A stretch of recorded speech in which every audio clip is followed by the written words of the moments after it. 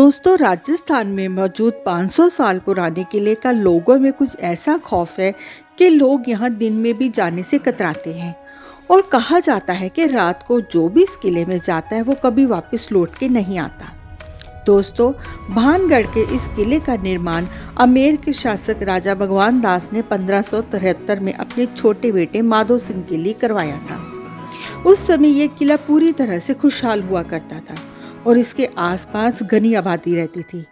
लोग बताते हैं कि फिर अचानक कुछ ऐसा हुआ कि लोगों के अंदर इस किले का खौफ बैठ गया। लोग बताते हैं कि इस किले के अंदर से लोगों की चीखने चिल्लाने की आवाज़ें आती हैं, जैसे रोने और घुंघरों की आवाज़ें। खौफ की वजह से दिन में भी बहुत कम लोग अंदर जाते हैं। असल में इस किले के हंटेड होने की कई कहानियां हैं।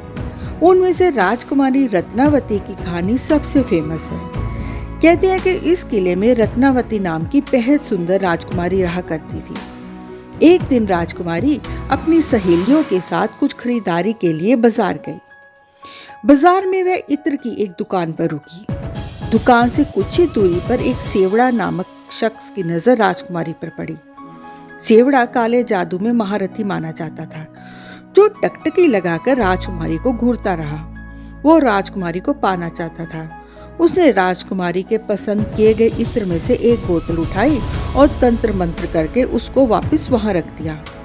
असल में वो तंत्र विद्या से राजकुमारी को अपने वश में करना चाहता था। राजकुमारी इत्र लेकर वापस किले की ओर जाने लगी, पर सेवड़ा उसका पीछा कर रहा था। अभी राजकुमारी रास्ते में ही थी कि उनकी एक सहेली ने बताया कि किसी अनजान शख्स ने इत्र पर तंत्र किया है। जब राजकुमारी ने बात सुनी तो उसने रास्ते में पड़े विशाल पत्थर पर दे मारी।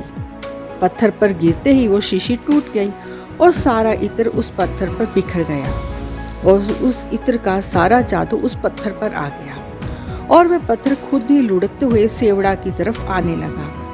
असल में उसने इत्र पर ऐसा जादू किया था कि जो भी उसे इत्र को लगाता वो इस तांत्रिक की तरफ खींचा चला था।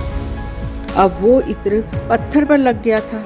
वो पत्थर तेजी से उसकी तरफ बढ़ने लगा, जिससे तांत्रिक कुचला गया और उसकी मौत हो गई।